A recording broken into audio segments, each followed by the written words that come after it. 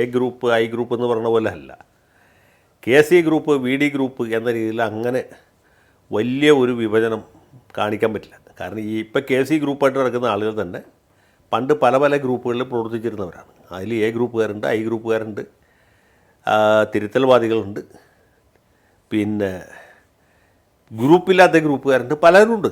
അവരൊക്കെ താൽക്കാലികമായ ഒരു കാര്യസാധ്യത്തിന് വേണ്ടിയിട്ട് KC വേണുഗോപാലിനോട് നിന്നു മാത്രമേ ഉള്ളൂ. അങ്ങനെ ഒരു KC ഗ്രൂപ്പ് എന്ന് പറഞ്ഞ യഥാർത്ഥത്തിലൊരു സാധനമില്ല. അത് പല ഗ്രൂപ്പുകളുടെ ഒരു വളരെ ലൂസായിട്ടുള്ള ഒരു കൂട്ടായ്മ മാത്രമാണ്. അല്ലാതെ പഴയ എ ഗ്രൂപ്പ് പോലെ വളരെ സുസംഘടിതമായിട്ടുള്ള ഒരു ക്ലിക്കല്ല. കരുണാകരനുള്ള കാലത്ത് പണ്ട് ഐ ഗ്രൂപ്പിനുണ്ടായിരുന്ന ഒരു ശക്തി, അല്ലെങ്കിൽ പിന്നീട് ഉമ്മൻചാണ്ടിയുടെ സമയത്ത് എ ഗ്രൂപ്പ് എന്ന് പറഞ്ഞാൽ പോരാ, ഉമ്മൻചാണ്ടിയുടെ സ്വന്തം ഗ്രൂപ്പ്, അത് ഉമ്മൻചാണ്ടി, തിരുവഞ്ചൂർ, MM ഹസൻ, ആര്യാടൻ, തമ്പാനൂർ രവി, പിന്നെ ശിവദാസൻ നായർ, ബെന്നി ബെഹനാൻ, ഇവരൊക്കെ ഉൾപ്പെട്ട ഒരു ഗ്രൂപ്പുണ്ട്. ആ ഗ്രൂപ്പിന് ആളുകൾ ഇങ്ങനെ പരസ്പരം അത്രയും സുസംഘടിതമാണ്, സംഘടിതമായ ഒരു ഗ്രൂപ്പാണ്. അതിൽ കൊല്ലാനും ചാവാനും തയ്യാറായ ആളുകളാണ് ആ ഗ്രൂപ്പിലുണ്ടാകുന്നത്. ആ ഗ്രൂപ്പ് പോലത്തെ ഗ്രൂപ്പ് ഇപ്പോൾ കോൺഗ്രസ്സിലില്ല. ഇപ്പോൾ എല്ലാവരും അവരവരുടെ കാര്യം നോക്കാൻ വേണ്ടി നിൽക്കുന്നു എന്ന് മാത്രമേ ഉള്ളൂ. തൽക്കാലത്തേക്ക് KC വേണുഗോപാലിൻ്റെ കപ്പം കൊടുത്ത് അവർ കുറച്ചാൾ നിന്നു എന്ന് മാത്രമേ ഉള്ളൂ. ഇനിയിപ്പോൾ മന്ത്രിസഭയൊക്കെ രൂപീകരിച്ച് കുറച്ച് പേര് മന്ത്രിമാരായി ബാക്കിയുള്ളൊരു മന്ത്രിമാരല്ലാണ്ടായി കഴിയുമ്പോൾ അതിനൊന്നും ഒരു പ്രസക്തിയില്ല. മന്ത്രിമാരൊക്കെ തന്നെ മുഖ്യമന്ത്രിയുടെ മേൽക്കോയ്മ അംഗീകരിക്കും. മുഖ്യമന്ത്രിയാണെങ്കിലും പ്രധാനപ്പെട്ട കാര്യങ്ങളൊക്കെ ചെന്നിത്തലയോടും അതുപോലെ കുഞ്ഞാലിക്കുട്ടിയോടും ചോദിച്ചിട്ട് ചെയ്യും. ബാക്കി ആൾക്കാരോടൊന്നും ചോദിക്കൊന്നുമില്ല. KA തുളസിയുടെ അടുത്തൊക്കെ ആരെങ്കിലും എന്തെങ്കിലും ചോദിക്കും, എനിക്ക് കൊള്ളാം, ഒരു സാധ്യതയില്ല. ജനീഷിനോട് ചോദിക്കും, റോജിയോട് ചോദിക്കും, മുഖ്യമന്ത്രി റോജി നമുക്ക് ആ കാര്യം ഇന്ന രീതിയിൽ ചെയ്താൽ എങ്ങനെ ഉണ്ടാവും, ഒരു സാധ്യതയില്ല. രമേശ് ചെന്നിത്തലയോട് ചോദിക്കും, അല്ലെങ്കിൽ കുഞ്ഞാലിക്കുട്ടിയോട് ചോദിക്കും.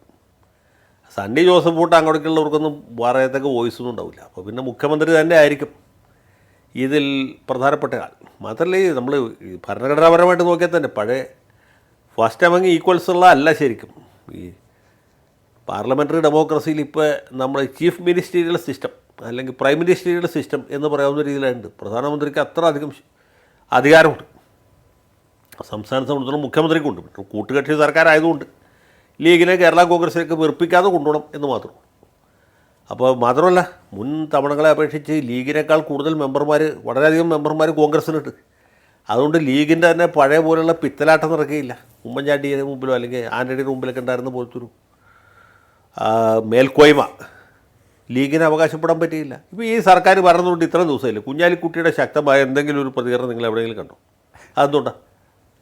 കുഞ്ഞാലിക്കുട്ടിക്കും അറിയാം ഇത് കോൺഗ്രസിൻ്റെ ഭരണമാണ്. പണ്ട് ആൻ്റണിയുടെ സമയത്തും പിന്നീട് ഉമ്മൻചാണ്ടിയുടെ സമയത്തും ഒക്കെ നമ്മൾ പല കാര്യങ്ങളും പറഞ്ഞാൽ നടക്കരുത്. ഇനിയിപ്പോൾ അതൊക്കെ പറയാതിരിക്കുകയാണ് ബുദ്ധി. അദ്ദേഹത്തിന് ബുദ്ധിയുള്ളതുകൊണ്ടും വിവേകമുള്ളതുകൊണ്ടും വലിയ ഡിമാൻഡൊന്നും മുമ്പോട്ട് വയ്ക്കുന്നില്ല എന്ന് മാത്രമേ ഉള്ളൂ. മാത്രമല്ല, ഈ വഴങ്ങാത്ത ആളാണ് സതീശൻ. അതാണ് പുള്ളിയുടെ വേറൊരു പ്രത്യേകത.